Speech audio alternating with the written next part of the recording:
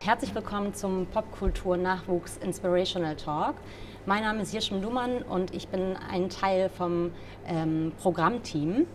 Und ich bin seit 2017 beim Popkulturfestival involviert und habe unterschiedliche Formate kuratiert und bin seit diesem Jahr fest im Programmteam dabei. Und für unseren Inspirational Talk habe ich Stefan Rath eingeladen. Schön, dass du da bist. Vielen Dank für die Einladung. Dass du es hergeschafft hast, aus Hamburg hierher genau. zu reisen. Stefan Rath, du bist ein deutscher Musiker, Musikmanager, Marketing-Spezialist. Ja, Spezialist, weiß ich nicht. Du lebst in Hamburg seit den 80ern? Kommst Nee, ursprünglich ich lebe in Hamburg seit den 90ern, also seit genau 95 tatsächlich. Ah ja, okay. Genau. Aber du machst seit den 80ern, bist du Musiker, Ja. in verschiedenen Musikgruppen tätig. Mehr oder weniger, ja. Und bist auch ein Teil von der Hamburger Kultband Die Goldenen Zitronen seit 2001. So ist es. Genau. Richtig recherchiert. Und du arbeitest auch beim Bubak-Label und managst unter anderem Drangsal, Tokotronic, Suki, also Panda de wirklich France, Jungstädter. Panda de France, genau. Also wirklich so, ich würde sagen, so die Avantgarde der deutschen Popszene. Ja, klingt toll. Genau, genau, wir kennen uns ja auch so ein bisschen aus Hamburg Ja. und immer, wenn ich dich so gesehen habe, dachte ich immer, es war mir so sehr schön, wenn wir uns so begegnet sind und unterschiedlichen Institutionen und auch vom Pudel kennen wir uns. Also du hast ja gerade schon gesagt, seit den 90ern lebst du in Hamburg. Kannst du so ein bisschen was aus dieser Zeit erzählen schon mal? Wie war es für dich, in Hamburg anzukommen? Weil ich glaube, du kommst aus Köln, richtig? Ich komme eigentlich aus Bergisch Gladbach bei Ach so. Köln. Das ist ja so ein kleines Städtchen, das mehr oder weniger auch bekannt ist. Und ja, genau. Ich bin 95 der Liebe wegen nach Hamburg gekommen und bin da so ein bisschen festgewachsen, mehr oder weniger. Ich habe, wenn ich jetzt so ein bisschen den Werdegang so erzählen darf, weiß ich, ob das die Zuschauerinnen und Zuschauer interessiert, Ich aber glaub schon, ja, das schon, mache ich dann einfach mal, genau. Ja. Also ich bin eigentlich so ein bisschen mit 2 Koffern da angekommen und wusste so gar nicht wohin, und eine Freundin von mir hatte zum Beispiel mir dann einen Job besorgt in einem Musikvertrieb. Damals hieß dieser Musikvertrieb, totaler Kultvertrieb, EVA Medien. Und da habe ich quasi im Lager als studentische Aushilfe angefangen und habe CDs und LPs gepackt für Kunden weltweit und habe dann relativ schnell eine Festeinstellung bekommen dort und habe mich saupudelwohl gefühlt, weil in diesem, ich sag mal, Schwimmbecken, in dem wir uns befanden, dieses Vertriebes, waren so lauter Leute, die ich total toll fand. Gescheiterte Musikerinnen und Musiker, trotzdem Leute, die aus verschiedenen Musikbereichen kamen, DJs und Plattensammler und sowas. Und das war so ein toller Schmelztiegel an Leuten, und da ging es halt relativ schnell darum, dass man eventuell auch mal zusammen Musik machte. Ja. Und so bin ich dann auch zum Musikmachen wieder gekommen, weil ich eigentlich das Musikmachen selber in Hamburg abgeschrieben hatte. Ah ja. Weil ich kam aus Köln und hatte in Bands gespielt, mehr oder weniger erfolgreich oder nicht erfolgreich, eigentlich nicht so sehr erfolgreich, muss man dazu sagen.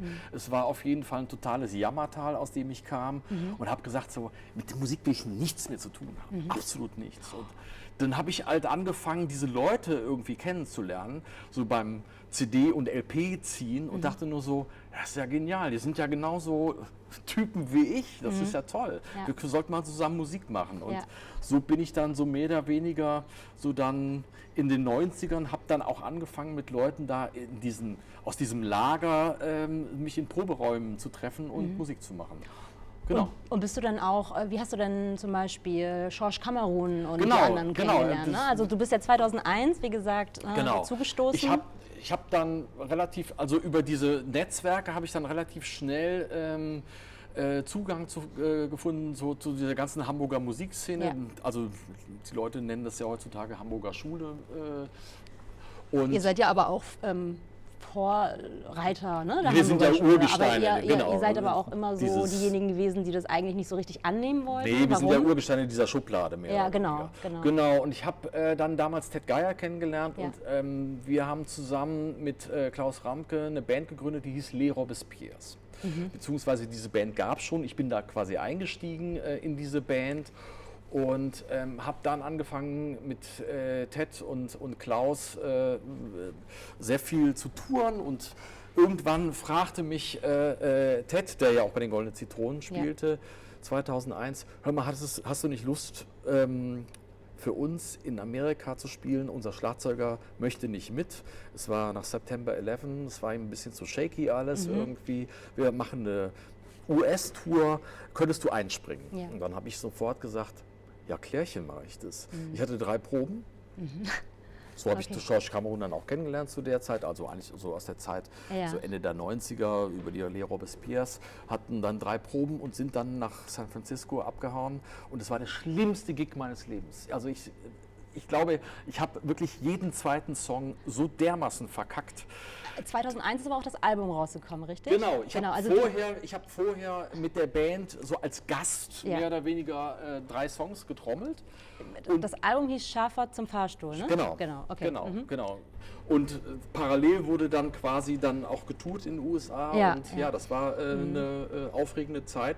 Und so haben wir uns dann irgendwann dann immer wieder getroffen und haben gesagt, hey, was 2 Schlagzeuger können, ist doch viel genialer, als wenn es nur ein Schlagzeuger kann. Und so bin ich zu den Goldenen Zitronen gekommen. Das heißt, ihr habt jetzt nicht viel herumexperimentiert und zusammen so einen Weg gefunden, sondern es kam erst später dann, ne?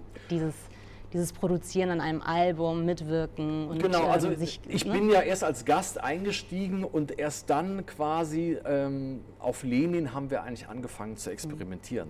Mit 2 Drummern dann auch irgendwie und haben dann teilweise die Sachen wirklich in mehreren Wochen auch in Klausur. Wir waren quasi auf so einem Gutshof und haben dann in Klausur dieses Album geschrieben. Und das war halt wirklich ein Experiment. Es war wirklich ein Experiment aus Sessions und Ideen und Textpassagen und so weiter und so fort. Habt ihr denn auch so Rituale, so was man dann so irgendwie, Was im Sinne von so Kennenlernrituale, wenn man so das erste Mal so dazu stoßt. Also ich sage das jetzt einfach mal, das kommt ja oft vor, dass man eine Band gründen will und dann treffen sich 3 oder 2 oder 4 Menschen, die kennen sich überhaupt nicht und dann gibt es manchmal so Rituale, die man so initiiert, damit man sich besser kennenlernt. Heute wird man das wahrscheinlich Teambuilding nennen. Das gab es bei uns nie. Okay, es war einfach so wirklich. Bei den Goldenen Zitronen wird man unter anderem auch angeschissen.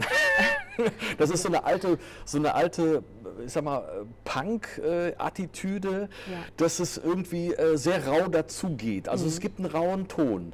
Nein, ich übertreibe das jetzt mal so ein bisschen tatsächlich, aber das ist natürlich total herzlich irgendwie auf der einen Seite, aber bei uns gibt es auch raue Töne und viel Diskurs natürlich und empfinde das manchmal als sehr anstrengend, vor allem in der Anfangszeit, weil ich das so nicht kannte tatsächlich, weil ich das so, wie du das beschriebst, eher so Teambuilding, das war im Grunde genommen, man stieg in diese Band ein und dann war man in dieser Band drin. Und dann wurde mit einem so gesprochen, als wäre man schon 20 Jahre dabei. Habt ihr denn damals auch schon so, ich sag jetzt mal, ich meine, du bist Schlagzeuger, George hat gesungen, so ist es. Und Ted war ja noch dabei, oder? Oder war er schon? Ted war dabei. Ja, klar. Also klar. habt ihr alle immer interdisziplinär gearbeitet? Also habt ihr auch unterschiedlich irgendwie mitgewirkt und habt gesagt, ja, ich mache jetzt mal, ich singe jetzt auch mal oder weil mittlerweile ist es ja so, du bist im Musikmanagement tätig. George Cameron ist unter anderem ja auch, macht Theater und unterschiedliche Sachen. Ne? Genau, weil man sagt ja immer zum Beispiel, dass MusikerInnen oder Menschen, die Gedichte schreiben, sollen halt nur das tun. Nur das bleiben. Aber man hat ja aber auch, andere Interessen, sage ich jetzt mal. Ich glaube, bei den Zitronen war das immer so, dass es interdisziplinär gearbeitet worden ist. Also wirklich auf allen Ebenen, egal ob es politisch war oder Theater war. Ich hatte einen festen Job damals zu der Zeit bei einem Label, bei L'Arche d'Or. Ich war quasi Labelmanager und Produktmanager und kümmerte mich um eine Handvoll Bands natürlich logischerweise. Enno, unser zweiter Schlagzeuger, arbeitete am Flughafen, was komplett anderes. Und Thomas Wenzel, der Bassist, Gitarrist und Keyboarder und was er nicht noch alles macht, war bei den Sternen. Also und machte dann noch verschiedene andere Projekte. Es war immer klar, dass man interdisziplinär spielte. Natürlich auch aus einer ganz anderen Motivation, weil es musste ja auch irgendwo das Geld hergenommen werden, weil die goldenen Zitronen warfen natürlich nicht so viel Geld ab, dass man davon leben konnte. Das heißt, man musste sich schon verschiedene Sachen irgendwie suchen. Aber trotzdem war das auch wieder spannend, weil man ja alles dieses auch in dieses Kollektiv einbringen konnte. Ich mit meinen Label-Erfahrungen, genauso wie Schorsch mit seinen Theatererfahrungen, Ted mit seinen Theatererfahrungen und seinen politischen Kollektiven und weiß was ich nicht alles. Deswegen ist es halt vielleicht auch so ein spannender Schmelztiegel am Ende des Tages. Ja, aber ich finde es halt auch wirklich sehr interessant, weil ihr musstet damals ja auch arbeiten und Geld verdienen. Absolut. Und habt, ich weiß nicht, ob es damals schon so Förderprogramme oder sowas gab. Also das ist, ne, oder ob ihr euch irgendwie... Nicht, dass ich mich erinnere. Es gab mit Sicherheit was. Ne? Also Genau, es gab das Goethe-Institut, was aber im Grunde genommen ja eher für Auslandsreisen tätig war und sowas. Aber wir haben nicht, dass ich mich daran erinnere, nur an einem einzigen Förderprogramm mitgewirkt tatsächlich. Genau, also ja, also kommt ja schon so aus dem ne, ich würde schon so, also Klasse, also aus einer Arbeiterklasse würde ich jetzt so sagen. Ne? Also jeder musste irgendwie natürlich auch seine Brötchen verdienen, um halt seine Musik oder seine Leidenschaft zu... Genau, es war so ein bisschen so die Leidenschaft, dieses Interdisziplinäre war ja auch Leidenschaft. Ne? Es war jetzt nicht nur Brötchen verdienen, sondern man hatte ja auch Lust, verschiedene Sachen zu machen. Ja. Genauso wie ich Lust hatte, bei einem Label mitzuwirken, was natürlich auch spannend war. Ne? Nicht nur um Geld zu verdienen, sondern einfach auch aus der Spannung raus irgendwie doch verschiedene Sachen zu machen. Hast du denn aus der Zeit auch all deine Erfahrungen gesammelt, was du jetzt zum Beispiel machst als Musikmanager, als erfolgreicher Musikmanager? Also es geht ja da schon ein bisschen mehr um, Business, Macht, Geld. Ja. Also sage ich jetzt mal stumpf, ne? Aber da kommt es ja schon nochmal darauf an, das Beste aus aus den KünstlerInnen sozusagen rauszuholen oder von dem Artist. Ja. Genau, also... Ja, ich spiele in Bands, seitdem ich 12, 13 bin. Das heißt also, das fließt eigentlich mehr oder weniger in diese ganze, in diese Managementarbeit rein. Ende der 80er Jahre habe ich dann in Bands gespielt, die dann ein bisschen, ich sage, lokal bekannter waren. Und ich hatte natürlich das Glück, auch in interessanten Studios aufzunehmen und auch interessante Leute kennenzulernen und dann auch so einen Einblick zu bekommen in dieses Business. Und ich erinnere mich halt noch an Ende der 80er Jahre, wo ich halt in der Band war, wo ich von Tuten und Blasen keine Ahnung hatte tatsächlich, wie eigentlich so ein Ablauf ist, wie das Business überhaupt läuft. Und wie ist denn der Ablauf? Also wie ist dann so ein oder so eine Woche? Also das kann man ja nicht sagen, weil das sind ja so viele Dinge, die da zusammenkommen. Ja. Nur mal so als Beispiel, ich habe eine Deutschlandtour mit dieser Band, bin ich gefahren und habe nie nach Geld gefragt. Ich wusste gar nicht, dass es Gagen gibt. Okay. Und mir hat auch nie jemand irgendwas ausgezahlt. Ja, ja. Bei den goldenen Zitronen? Nee, nicht bei den goldenen Zitronen, okay. viel weiter vorher. Okay, ja. Dass es überhaupt Geld gibt für das, was man tut, war mir Mitte der 80er Jahre völlig unbekannt. Ja, tatsächlich. Okay. Also ich hörte da schon mal davon, aber ich meine, ich war zu der Zeit irgendwie 20, 21 und dachte nur so, Spielen, Schlagzeug auf der Bühne ist das Größte. Für Geld, das wäre ja toll, aber das gibt es ja eh nicht. Und erst später dann, ich hatte dann Anfang der 90er eine Band, die einen Major-Vertrag hatte. Da plötzlich gab es Geld. Und das war für mich völlig so, wow, es gibt einen Verlagsvorschuss, es gibt einen Vorschuss der Plattenfirma, das ist ja verrückt, das ist ja toll, ich verdiene Geld. Ich habe zu meiner Mutter gesagt, Mama, ich habe Geld jetzt auf dem Konto. Das waren natürlich total lächerliche Beträge natürlich damals, aber ich dachte, jetzt fängt es an mit dem Rockstar-Sein. Hatte aber wirklich keine Ahnung, wie das eigentlich abläuft. Wir hatten damals einen Manager und ich wusste damals gar nicht, was macht der eigentlich, was tut der eigentlich. Der hat natürlich die Verträge verhandelt, so viel wusste ich irgendwie. Und erst später, quasi Ende der 90er, Anfang 2000er, habe ich mal in meine alten Verträge reingeguckt und habe mal geguckt, was ich da unterschrieben habe. Und mir ist dann erst gewahr geworden, was ich alles verpasst habe. Aber das Interesse dafür da war eigentlich schon immer. Und das habe ich eigentlich alles, dieses Unwissen, mit denen die Künstler ja heutzutage auch zu mir kommen teilweise, das kannst du heute natürlich toll in deine Arbeit einfließen lassen, Genau, weil man muss im Grunde genommen wirklich von ganz Anfang an anfangen, den Leuten das auch zu erklären. Oder beziehungsweise, was ich auch wichtig finde in meiner Management-Tätigkeit, ist tatsächlich, den Leuten das nicht nur zu erklären, sondern die auch selber machen lassen und selbst die Erfahrung auch zu machen, irgendwie, wie die Sachen so laufen. Weil es ist auch sehr überfordernd, gerade wenn jemand relativ jung ist, ist das, was alles auf den zukommt, welche Möglichkeiten es gibt. Booking, Verlag, GEMA, GVL, all diese Möglichkeiten, Label, Social Media, bla bla bla, all diese Dinge sind ja, das ist ja wahnsinnig viel, das auf einen prasselt, was man vorher vielleicht nur im Proberaum so an Songs gespielt hat, kommt jetzt alles zusammen und wird plötzlich so ein Bürokratiehaufen. Das ist schon viel. Und diese Erfahrung bringe ich eigentlich so ein bisschen mit, das, was ich eigentlich von damals so total naiv so dachte, so, Mensch, ich verdiene Geld, ist ja toll irgendwie. Aber diese Abläufe dahinter, das hat mich dann immer mehr interessiert, tatsächlich. Und das heißt, du hast natürlich auch aus diesen ganzen Erfahrungen, nimmst du natürlich mit in dein Musikmanagement, also die Skills, die du da gesammelt hast, kannst du natürlich voll auch für, ich sag jetzt mal, die Namen haben wir ja schon gesagt, also für Panther Dupont oder Drangsal, wenn da jetzt BookerInnen auf dich zukommen und sagen, hey, Festival XY, wir bieten oder können das und das zahlen. Worauf achtest du da eigentlich jetzt? Also ist es natürlich unterschiedlich von Artist zu Artist, aber ich sag jetzt mal, was für ein Manager muss man sein oder werden, damit man da irgendwie erfolgreich ist? Also eine Sache, die ganz wichtig ist und die viele Leute vielleicht nicht wissen, auch wir, wo wir alte Hasen sind, lernen jeden Tag das Business neu. Weil das Business verändert sich jeden Tag, jede Woche, jeden Monat, jedes Jahr. Und du lernst immer wieder neu und musst auch lernen. Du kannst nicht stehen bleiben, du musst immer nach vorne gucken und auch die neuen Entwicklungen mitdenken und sowas. Und das ist natürlich sehr super spannend an diesem Job irgendwie.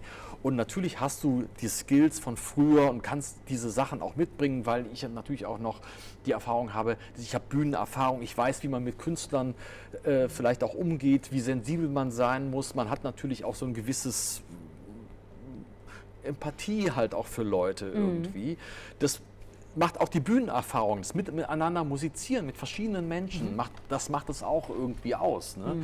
Aber am Ende des Tages lernst du immer wieder neu. Und auch für mich war, ich sag mal, diese Strecke, ich mache Musikmanagement seit 2007. Ja. Ich habe mit Tokotronik angefangen. Ich musste mich da auch erstmal reinfuchsen. Auch obwohl ich Labelerfahrung hatte, Banderfahrung, musste ich mich erstmal in diese Arbeitsstelle Manager erstmal wirklich reinfuchsen. Es hat Jahre gedauert, bis ich da mal angekommen war. Tokotronic war ja 2007 auch schon ziemlich erfolgreich. Ja, ne? ja. Wurde dir das so zugespielt oder wie kam das dann, dass du halt ich hab das, Band, die wirklich so viele Generationen auch geprägt hat? Ich habe die Gruppe geerbt. Das kann man hier an dieser Stelle sagen tatsächlich. Die Firma La Stor, das Plattenfirma La Stor, wurde leider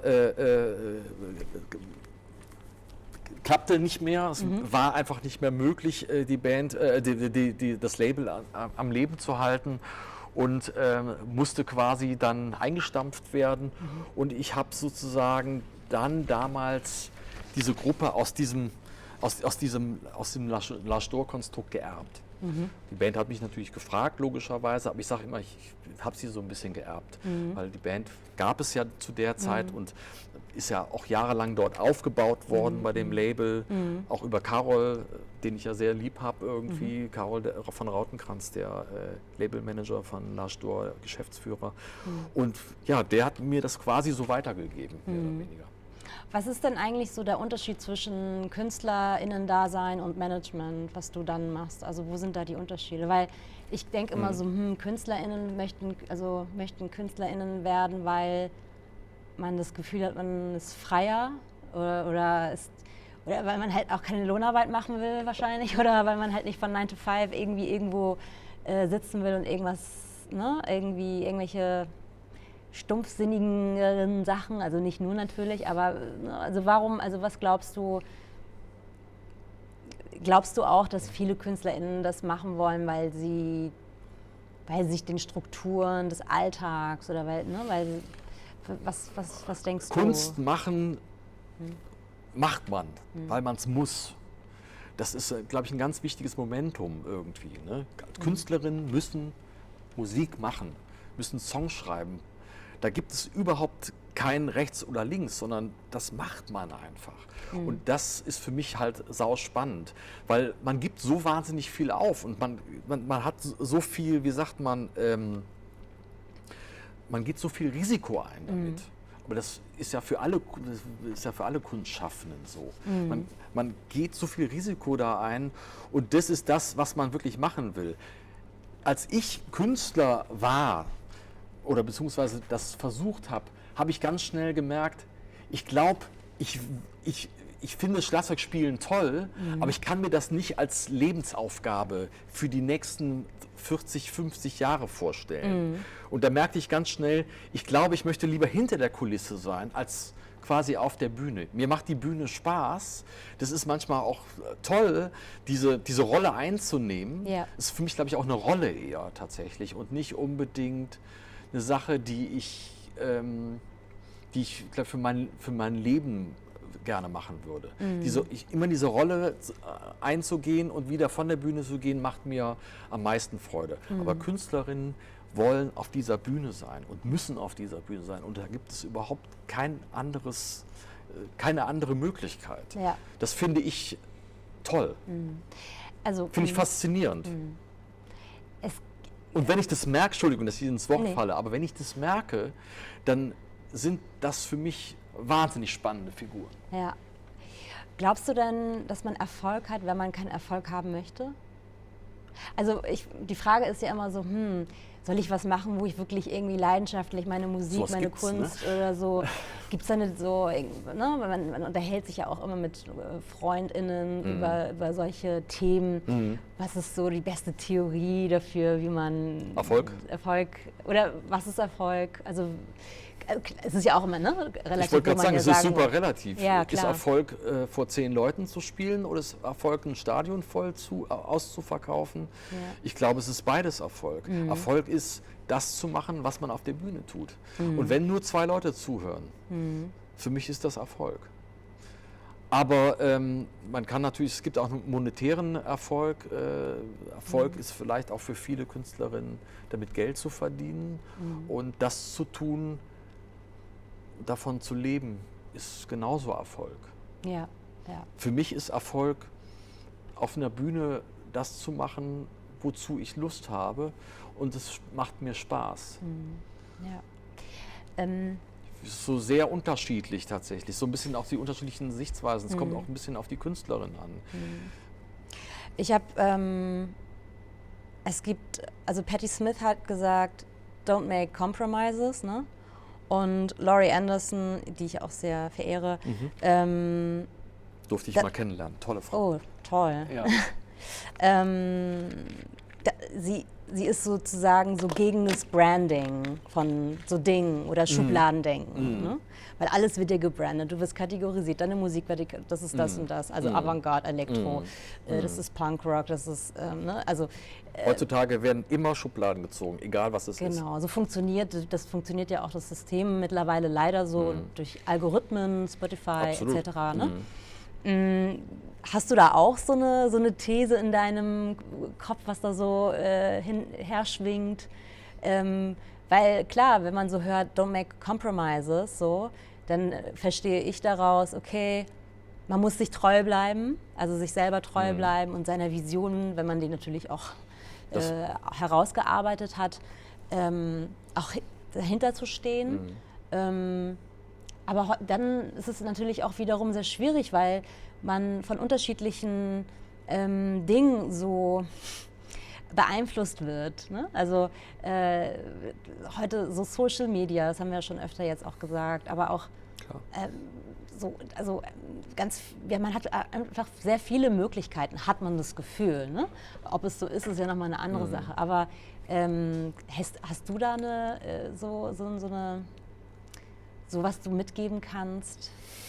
Ich finde ja den Ausspruch Don't make compromises bringt es total auf den Punkt. Weil das ist das, was ich eben gesagt habe. Ich bin begeistert von Künstlerinnen und Künstlern, die ganz klar einen Weg und ein Ziel vor Augen haben. Und nicht rechts und links gucken und sich nicht verdrehen und sagen, heute mache ich Hip-Hop und morgen mache ich wieder Rock und was wieder mal angesagt ist, ich könnte ja auch mal wieder elektronische Musik machen. Ja. Es gibt nichts dagegen zu sagen, wenn vielleicht irgendwie Strömungen mit eingewoben werden in die Musik, aber am Ende des Tages sage ich immer so, man muss auf seinem Weg bleiben, weil das sind die spannendsten Künstlerinnen und Künstler tatsächlich, weil das ist für mich so eine Aussage, die ich auch so unterschreiben könnte und würde. Vielleicht denke ich da auch so ein bisschen oldschool, das weiß ich nicht, aber für mich, das kann ich jetzt von allen Künstlern, die ich vertrete, sagen, die machen keine Kompromisse. Also es sollte schon ein Weg eingeschlagen werden, der eine Richtung musikalisch auf jeden eine Fall. Richtung geht. Ja. Ja. Das ist auch so wie bei DJs, muss ich sagen. Man hat, also mir wurde auch mal gesagt, hey, wenn du anfängst mit aufzulegen, dann solltest du jetzt nicht irgendwie keine Ahnung, wenn du Elektromusik oder Technomusik auflegst, solltest du bei Technomusik bleiben und nicht von Techno auf Hip-Hop oder so. Ne? Wobei bei Popkultur ist es nochmal so eine andere Sache, was ich ja auch liebe. Und ich liebe diese Kombination. Und außerdem wollte ich auch nie professionelle DJ werden. Aber genau, das hört man natürlich auch öfter mal, so dass man so seinen Weg oder zumindest sein Thema haben sollte. Ich glaube, bei DJs ist es, glaube ich, total wichtig tatsächlich. Ja. Also ich kenne super, super bekannte DJs, die heutzutage mega erfolgreich sind, die aber genau das tun, was sie vor 10 Jahren auch schon getan haben. Ja, genau. Ja, stimmt. Und man wundert sich. Ja, Dixon zum Beispiel ist auch so volles, immer so dieser, Genau. so coole... Solomon auch. Ja, Solomon auch, das stimmt, ja. Den kenne ich noch aus Hamburger Clubs, wo er vor 50, 100 Leuten aufgelegt hat. Und heutzutage ums. Also klar, total, auf jeden Fall. Stichwort Feminismus und Riot Girls, ne? Wie jetzt so Kathleen Hanna, Miley Cyrus. Sind das auch so KünstlerInnen, Popstars, die ihr beim Bubak-Label auch so mitdenkt? Oder also jetzt einfach dieser ganze Mainstream-Feminismus zum Beispiel, es ist jetzt auch nicht, ich möchte das auch nicht, ich wollte das jetzt auch nicht negativ besetzen oder sowas. Also ich denke schon, dass ein gewisser Mainstream auch positiv ist. Auf jeden Fall. Wobei es da auch unterschiedliche Meinungen gibt. Aber denkt ihr als Bubak-Label da auch mit, so, wenn ihr jetzt sozusagen neue Artists auswählt, weil zum Beispiel die Club- und Popkultur ist ja schon auch, ich sage jetzt mal so cis-männlich dominiert. Total, ne? ja. Habt ihr dann, wenn ihr da neue Leute, Menschen euch aussucht, wie geht ihr da so ran? Also rein musikalisch tatsächlich. Ja. Ich glaube, wir kategorisieren da nicht und sagen so, jetzt müssten wir eventuell mal wieder eine Frau sein oder das passiert nicht. Das ist wirklich Zufall. es gibt Sachen, die an uns herangetragen werden und wir sagen ganz klar, das ist tolle Musik, lass uns das rausbringen. Ja. Das hat, also bei uns, es geht ja nicht nur um die Musik, es geht ja auch um den Inhalt, um die Texte, wie ist die Außendarstellung mehr oder weniger. Das muss uns ja dann so im Komplettpaket auch so überzeugen. Und das ist tatsächlich, da gehen wir nicht kategorisch vor oder sagen irgendwie, oh, jetzt müssten wir aber wieder mal, weil das jetzt gerade eine wichtige Angelegenheit ist und sowas. So funktionieren Labels auch nicht, ganz ehrlich gesagt. Wir gehen da wirklich sehr intuitiv ran und sagen so, das ist spannend, lass uns das machen. Ihr seid ja auch mit One Mother auch auf Tour gegangen, ne? Ja, das ist ja auch ein feministisches Rap-Kollektiv mit Leila Yineci, die ja auch dabei ist, die auch im Programmteam und so ist. Ja, super. Genau. Und wie war das? Also wie kam total das spannend. Ja. Das kam so ein bisschen über Ted, weil Leila und Ted verstehen sich wahnsinnig gut und Ted hat uns das vorgestellt. Ich habe das gehört und dachte nur so, das ist saugenial, das ist großartig. Ich hätte es auch gerne bei Bubak gemacht, tatsächlich, hat sich dann irgendwie nicht ergeben, wie auch immer. Es war sehr spannend zu sehen, wie so ein goldenes Zitronenpublikum auf sowas reagiert, weil du hast natürlich unterschiedliche Altersklassen bei uns im Publikum. Genau, ich sag mal so, in etwas kleineren Städten ist das Publikum etwas älter besetzt, also so eher so die etwas älteren Fans. In den Metropolen ist es natürlich so sehr gemischt, auch viele junge Leute. Und ich fand es sehr spannend zu sehen, dass das eigentlich alle total verstanden haben und das auch total super fanden. Ja. Also zumindest war das so mein Eindruck und ich mochte das gerne und ich mag die beiden auch gerne irgendwie. Ich fand das eine spannende Kombination. Also mit denen auch auf Tour zu sein und so, das fand ich irgendwie sehr cool. Und ihr habt ja auch den Song Es nervt mit der Sängerin Latoya Mainly Spain zusammengearbeitet. Ich liebe diesen Track. Wirklich? Ich finde den richtig gut. Ja. Und ich finde auch das Video ziemlich gelungen, muss ich zugeben. Kannst du dazu was sagen? Weil immer, wenn ich das Video, also ich habe mir das natürlich schon öfter angeschaut und finde so diese Doppelmoral, wovon Latoya ja auch spricht, weil ihr geht da ja sehr kritisch mit einer mit der Szene auch um. Mit uns selber. Mit euch selber, genau. Tatsächlich, wenn man so genau. will. Und das ist ja ziemlich selbstreflektiert auch. Ne? Ja, klar. Ja. Also deswegen fand ich das ziemlich gut. Und, genau. Also wir gehen mit der linken Szene hart ins Gericht, genauso wie wir natürlich so mit der Gesellschaft ins Gericht gehen. Ja. Das war, glaube ich, auch so ein bisschen die Idee von Latoya und Ted, die das zusammen so ein bisschen auch entwickelt haben, das Video tatsächlich. Und ich glaube, ich will natürlich jetzt nichts Falsches sagen, da müsste man sie auch ein bisschen eher darüber interviewen, wie das zustande gekommen ist. Da könnten die natürlich noch viel mehr drüber sagen.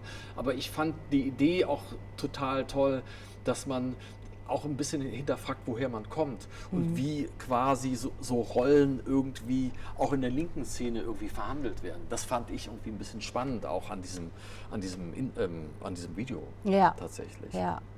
Genau, also ich habe das Video gesehen 2019 im Februar, glaube ich, oder Ende Januar oder sowas. Genau, und fand es sehr interessant, weil, wobei ich es auch ein bisschen schwierig finde, manchmal die linke Szene, ne, die bashen sich alle gegenseitig. Und aber ich das fand Problem, es genau.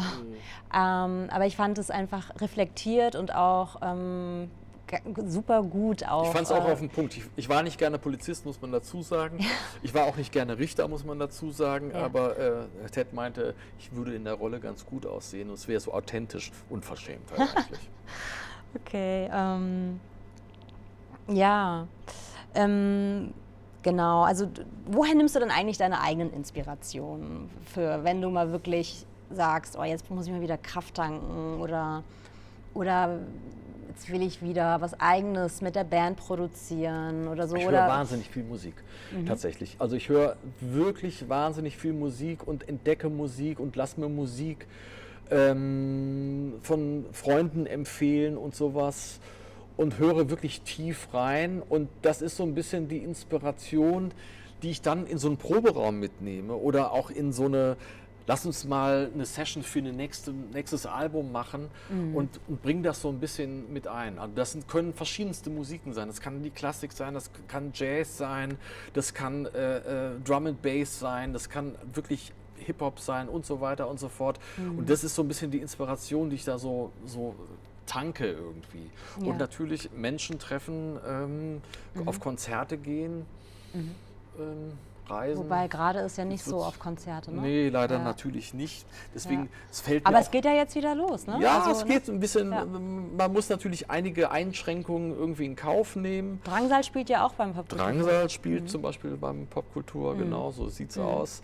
Und ja, man muss sich so wieder langsam an Konzerte gewöhnen tatsächlich, aber man muss sich auch an neue Formen der Konzerte gewöhnen. Ist vielleicht auch sehr spannend für die Künstlerinnen und Künstler, da eventuell die Performance auch drauf abzustimmen, meiner Meinung nach. Ja. Redet ihr über sowas? Also Ja, über solche absolut, andauernd. Abläufe? Genau. Ja, andauernd, natürlich. Also wir reden natürlich, ich rede eigentlich mit allen Künstlerinnen und Künstlern über, wie war das Konzert, wie war wie war das, diese pandemiegerechte Location oder beziehungsweise wie hat das Publikum reagiert? Ist das okay für euch, wenn die Leute in Strandkörben sitzen, auf Liegen? Ist es irgendwie cool, auf In Autos zu sitzen? Picknickdecken, Ja, genau. auf Autos zum Beispiel? Genau, Ja. also das ist ganz spannend tatsächlich zu überlegen, ist das cool oder lässt man das lieber irgendwie? Ne? Ja, man bekommt natürlich nicht so diese Resonanz wie früher. Das Feedback ist übrigens, alle finden es total super. Also Ja. Autokonzerte ist, glaube ich, deren Ding nicht so Ja. irgendwie, weil das natürlich auch so ein bisschen, es hat auch so einen Abstand und ist dann doch ein bisschen weird, wenn Leute hupen oder Ja, weiß genau. ich, Ja. Lichthupe machen. Das ist dann doch ein bisschen merkwürdig. Aber ich habe das Feedback so von allen Künstlerinnen und Künstlern, dass das denen tierisch viel Spaß auf der Bühne macht. Ja, schön. Und das freut mich sehr. auch eine Ja. neue Form der Darbietung irgendwie ist. Was verändert sich dann? Also was besprecht ihr dann da so? Also hast du da Details, die du da teilen magst? Was du Also ich kann dir halt nur so sagen, dass wir in einem Telefonat oder in einem direkten Gespräch, ich auch immer frage, na, wie war denn das Konzert? Ja. Also klar, wie ich das halt immer frage, zu jedem Konzert, das vielleicht wichtig ist oder zu einem Festivalwochenende, wie war das Festival und sowas. Und ich natürlich, ich sag mal, positive und negatives Feedback bekomme.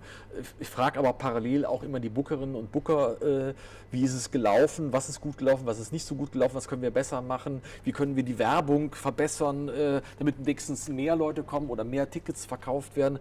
Sind alles so Sachen, die so zusammenströmen tatsächlich bei sowas.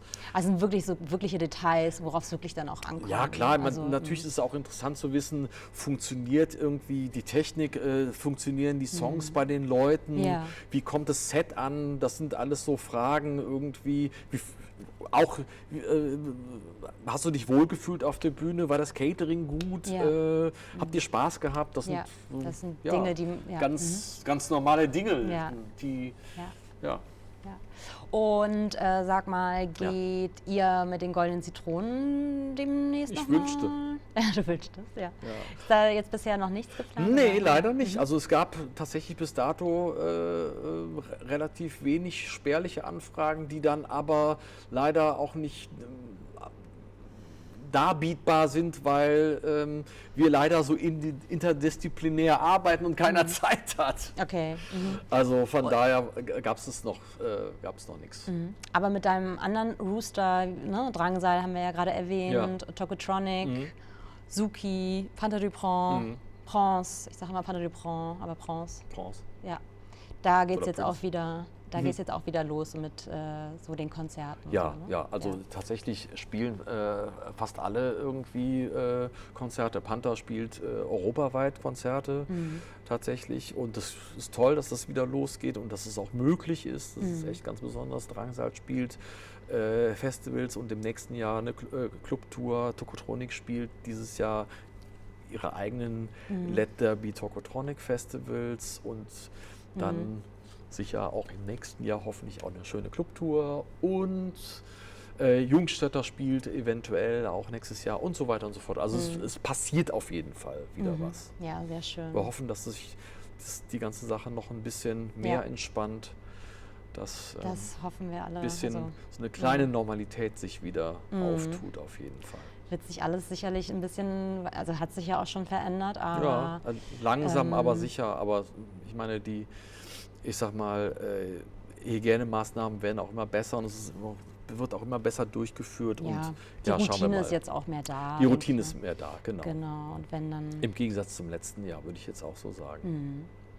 Ja, also genau, mir war es halt wichtig, den Menschen, egal ob jung, ne, oder nicht, also jeder lernt ja immer was dazu, da kommt es ja auch drauf an, Ja, ne? ja, also klar. ob es jetzt ein Nachwuchs ist oder nicht, finde ich finde es immer interessant, von jemandem was zu hören wie von dir, und weil du so vielfältig halt aufgestellt bist und so wirklich viel Erfahrung auch hast, Ja. dadurch, dass du Musiker bist und auf Tour warst. Ist auch manchmal jahrelang. stressig, sage ich dir.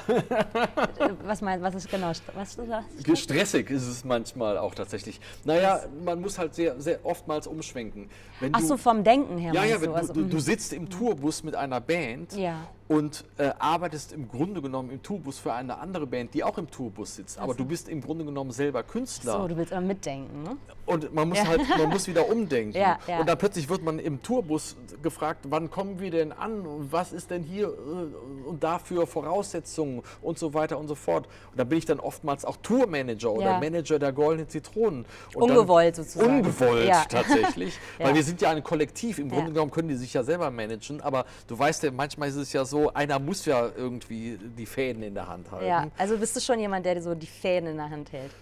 Auch als, also ich meine, das macht ja auch ein Musikmanager gut aus, Ich oder? habe manchmal das Gefühl, ich will das gar nicht so richtig, aber dann werde ich in diese Rolle gedrängt. Aber du weißt ja, Ja. manchmal ist es ja auch so, okay, dann mache ich es halt. Ja, So ist aber das. ne, manchmal ist es ja auch in einem selbst, dass man das gerne machen möchte, Ja, zum ja. Beispiel. So, ne? Weil das einfach eine Typsache ist. Ja, das oder- stimmt natürlich. Ich Ja. habe natürlich auch gerne die Fäden in der Hand und Ja. finde das natürlich auch gut. Das hat sich so in den Jahren auch so ein bisschen so ergeben. Stefan, wir sind jetzt so ein bisschen beim Ende und ich Schon. komme jetzt schon so zur letzten Frage. Wenn du dem Popkulturnachwuchs was mitgeben wollen würdest, 3 Dinge, die dir so einfallen, ein Werkzeug, was du aus deinen Erfahrungen gesammelt hast, aus deinem Nähkästchen, was wäre das? Ja, wir hatten ja eben schon Patti Smith irgendwie zitiert, deswegen, das kann ich jetzt auch nochmal wiederholen.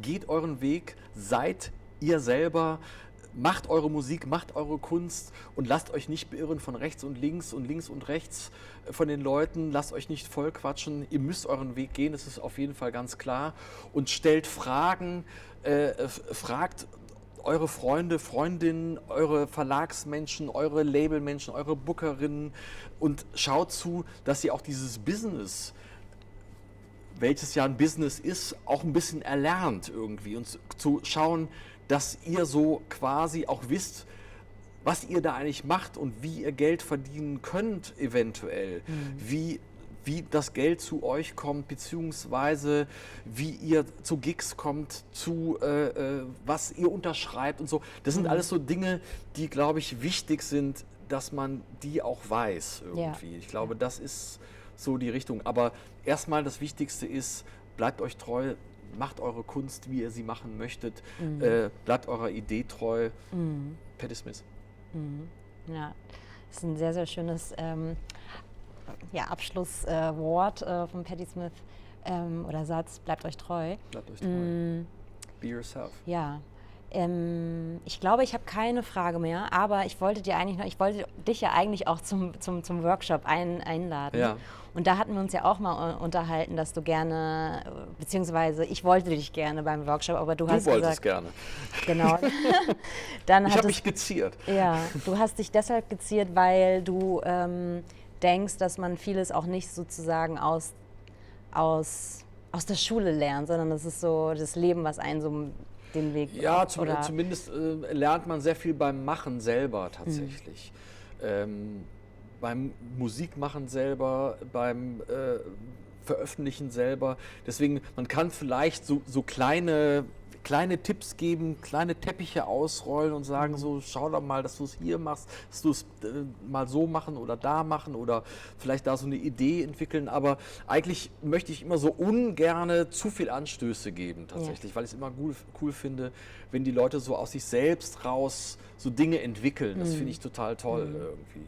Ich merke das auch immer bei meinen Künstlerinnen und Künstlern, wenn ich nicht zu viel vorgebe, passiert das von selber. Manchmal passiert das auch erst nach Jahren, aber dann ist es irgendwie ein tolles Gefühl irgendwie. Ja, dann freue ich mich umso mehr, dass das heute geklappt hat und dass du Klasse. hergekommen bist. Ja, vielen Dank für die Einladung. Vielen Dank. Ich möchte dir danken, dass du es hergeschafft hast nach Berlin. Und euch wünsche ich auf jeden Fall noch einen erfolgreichen Workshop-Tag. Dankeschön. Ich euch auch.